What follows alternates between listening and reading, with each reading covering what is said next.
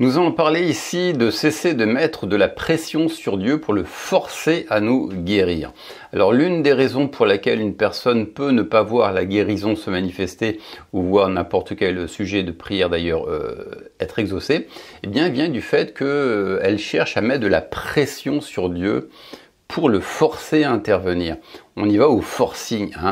Je me rappelle un jour j'ai lu un post sur Facebook et il y avait une jeune femme qui postait ce commentaire. Elle disait: mon frère, si tu es dans le ministère et que ton ministère n'avance pas, c'est que tu n'as pas suffisamment prié. Mets-toi à genoux et implore Dieu de bénir ton ministère.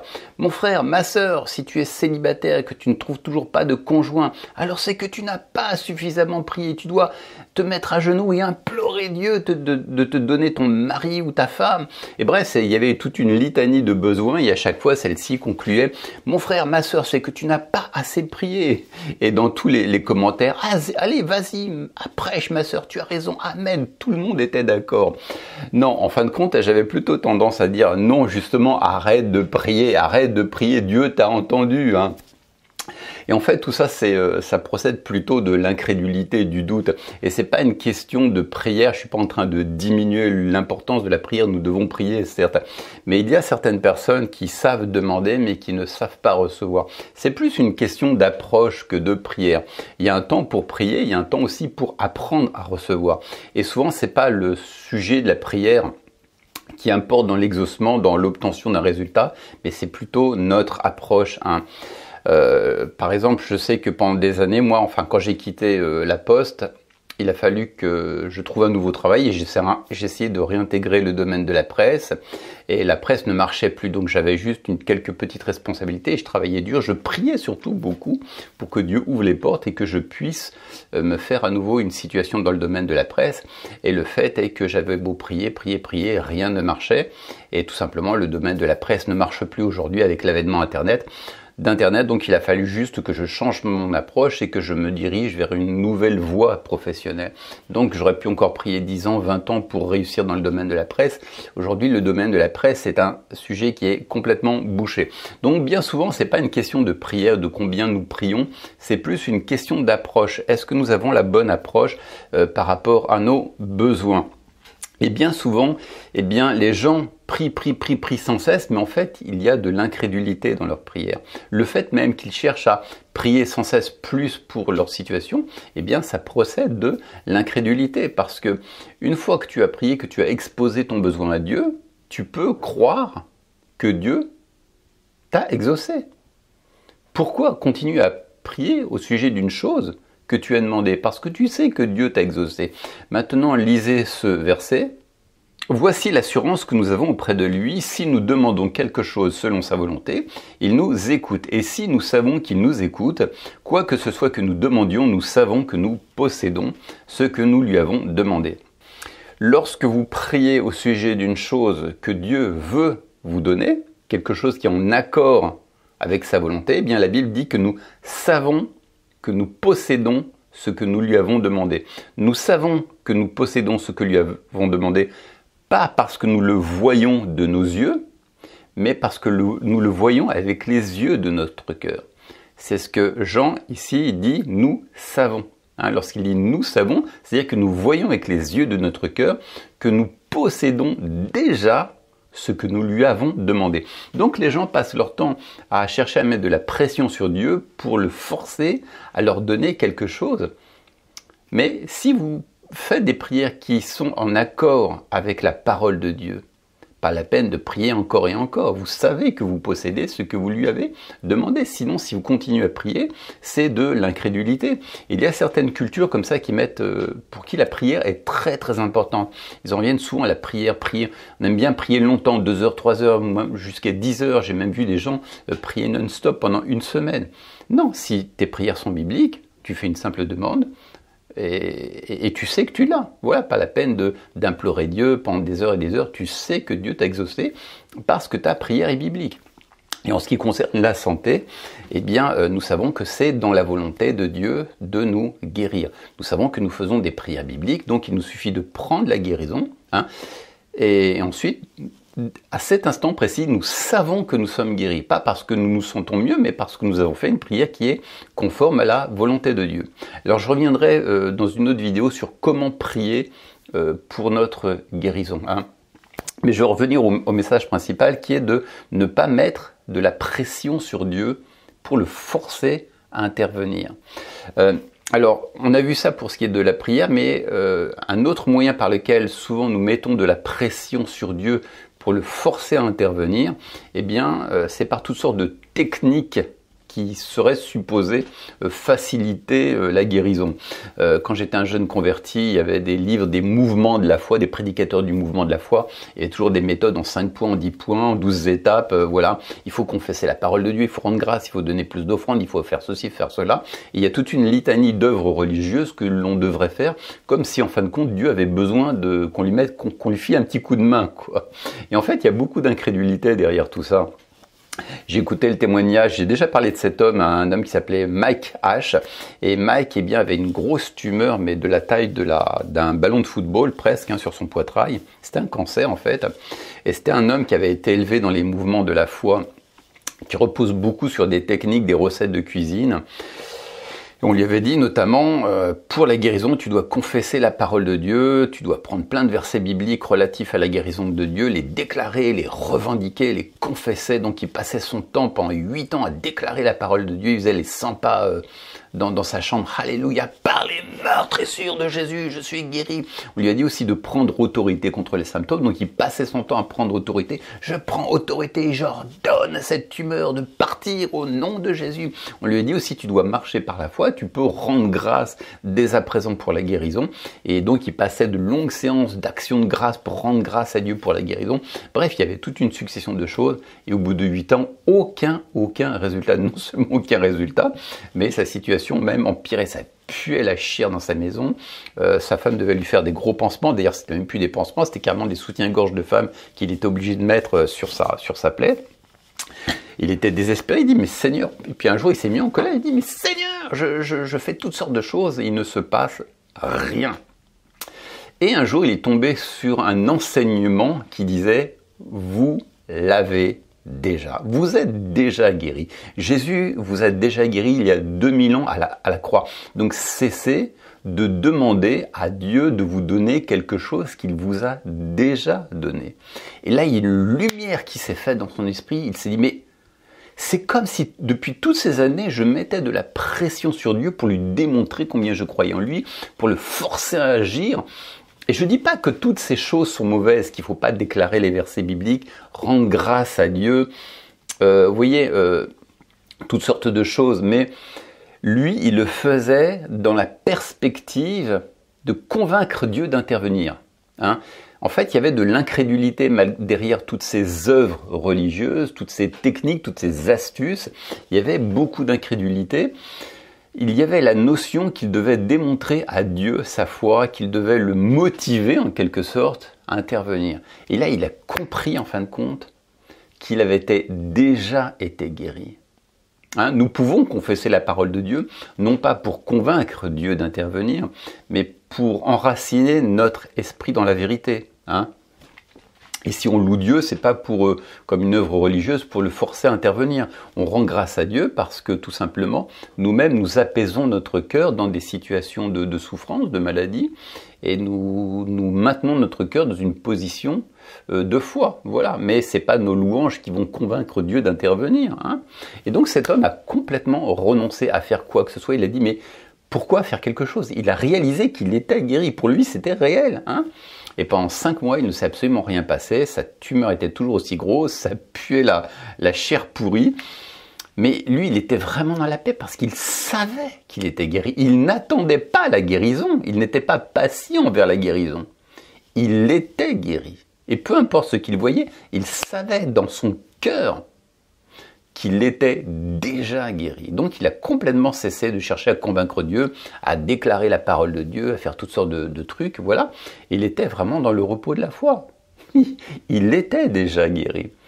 Et souvent, en fin de compte, c'est pas nous qui devons chercher à convaincre Dieu de nous guérir, c'est plutôt Dieu qui cherche à nous convaincre que nous sommes déjà guéris. Donc voilà, c'est, vous savez, l'esprit religieux cherche toujours à faire quelque chose. Hein. Par rapport à la guérison, on se pose tout de suite la question, mais maintenant, que dois-je faire pour être guéri, hein? On a tous pensé ça. Alors ça vient aussi de certains enseignements, hein, d'enseignements religieux qui nous disent qu'il faut toujours faire quelque chose. Mais c'est aussi nous-mêmes, hein, c'est la nature humaine qui cherche toujours que dois-je faire pour être guéri. On veut toujours faire. Le faire est presque une idole dans nos églises. Hein. Et voilà, ouais, quand j'étais un jeune converti, donc je lisais tous ces livres hein, qui nous disaient de faire, de confesser la parole de Dieu. Mais je me disais, mais est-ce que la parole de Dieu ne suffit pas à elle-même? Il y a une puissance dans la parole de Dieu. On ne peut pas à la fois croire en la parole et faire en sorte que cette parole fonctionne. Nous, notre part, c'est de croire. Et la semence, elle fait le taf, quoi. Elle fait son boulot. Hein. Et le problème de cette mentalité de pression, on cherche à faire des œuvres religieuses pour convaincre Dieu d'intervenir. Lorsque l'on met de la pression sur lui, eh bien, ça génère beaucoup de culpabilité, de condamnation, de frustration. On a l'impression de ne jamais suffisamment croire, de ne jamais suffisamment en faire. On a l'impression de ne jamais suffisamment confesser la parole de Dieu, de ne pas avoir suffisamment de foi, de ne pas suffisamment rendre grâce. Bref, ça génère énormément de pression et finalement la vie chrétienne devient encore une œuvre de la loi, encore pire que ce que les Israéliens connaissaient avec la loi mosaïque. Hein. Et la vie chrétienne, en fin de compte, devient une torture, quoi. Maintenant, lisez ce passage. « Venez à moi, vous tous qui êtes fatigués et chargés, et je vous donnerai du repos. Prenez mon joug sur vous et recevez mes instructions, car je suis doux et humble de cœur. Et vous trouverez du repos pour vos âmes, car mon joug est aisé et mon fardeau léger. » Maintenant, lisez une autre traduction paraphrasée. « Êtes-vous fatigué, épuisé? Êtes-vous comme consumé par la religion? Venez à moi, suivez-moi et vous recouvrirez la santé et retrouverez la vie. Je vous montrerai comment trouver le vrai repos. Mettez-vous à mon école et voyez comment je m'y prends. Apprenez au rythme non forcé de la grâce. Je ne mettrai rien de trop lourd sur vos épaules. Restez en ma compagnie et vous apprendrez à vivre libre et sans pesanteur. » Alors ça, c'est une interprétation d'un verset bien connu, et notamment celui qui a fait cette version met l'accent sur le fait, semble indiquer que Jésus parlait en fin de compte des œuvres religieuses. C'est pourquoi il dit êtes-vous fatigué, épuisé, êtes-vous comme consumé par la religion? Et la religion nous épuise, c'est quelque chose qui nous consume, c'est quelque chose qui nous épuise, c'est quelque chose qui nous conduit au burn-out, hein, qui rend la vie chrétienne pesante. Et justement, Jésus dit, mettez-vous à mon école, apprenez au rythme non forcé de la grâce. Hein, le Seigneur nous invite à ne pas faire de la vie chrétienne une nouvelle œuvre religieuse légaliste. Hein. La vie avec Christ, c'est quelque chose qui doit être facile. Marcher dans la foi, c'est quelque chose qui doit être facile. C'est pas quelque chose qui doit être pesant. Dieu ne cherche pas à mettre sur nos épaules toutes sortes d'œuvres, de techniques religieuses. Hein. Ça devient pénible lorsqu'on se sent toujours obligé de faire des confessions de foi, des déclarations de foi, d'avoir plus de foi. On se met énormément la pression, on se fait énormément du mal et en fin de compte, on vit avec Dieu dans une religion légaliste, encore plus légaliste que les Israéliens eux-mêmes, hein, autrefois. Non, la vie chrétienne, c'est quelque chose qui doit être... Alors je ne dis pas que ça sera zéro effort, que ça sera 100% facile, mais déjà, ça doit être beaucoup plus facile que ce que l'on vit sur le moment. Hein, souvent, on enseigne des choses, mais ça devient tellement compliqué, quoi. Moi, j'ai entendu des messages, tu as une maladie, il faut que tu passes au moins 5 heures en langue, tu pries en langue, et puis ensuite, si tu as un parler en langue, tu vas prier pour voir le don d'interprétation en langue, et puis après, comme ça, tu vas savoir comment exactement chasser le démon qui t'opprime. Mais je me dis, mais qui est capable de prier 5 heures? Qui peut prier 5 heures en langue? Et si tu n'as pas les dons de l'esprit pour avoir la révélation de ton parler en langue, comment tu fais, hein? Il y a peut-être des gens qui ont une certaine spiritualité au point ils peuvent rentrer dans cette dimension de la foi, mais je pense que la plupart des gens n'ont pas, sont incapables de prier 5 heures en langue. Voilà. Dans la vie chrétienne, c'est pas une succession de règles, de recettes de cuisine. Hein, il faut sortir de cette mentalité d'œuvre. Donc voilà, c'est souvent une tendance humaine par rapport à la guérison, c'est que dois-je faire, hein? L'homme, la nature humaine veut toujours faire quelque chose. Maintenant, lisez ce passage. Travaillez non en vue de la nourriture qui périt, mais en vue de la nourriture qui subsiste pour la vie éternelle, celle que le Fils de l'homme vous donnera. Car c'est lui que le Père, Dieu, a marqué de son sceau, et lui dire, que ferons-nous afin de travailler pour les œuvres de Dieu? Jésus leur répondit, ce qui est l'œuvre de Dieu, c'est que vous croyez en celui qui l'a envoyé. Vous voyez, les disciples, enfin en tout cas les gens demandent à Jésus, que devons-nous faire pour faire les œuvres de Dieu? Que devons-nous faire? On veut toujours faire.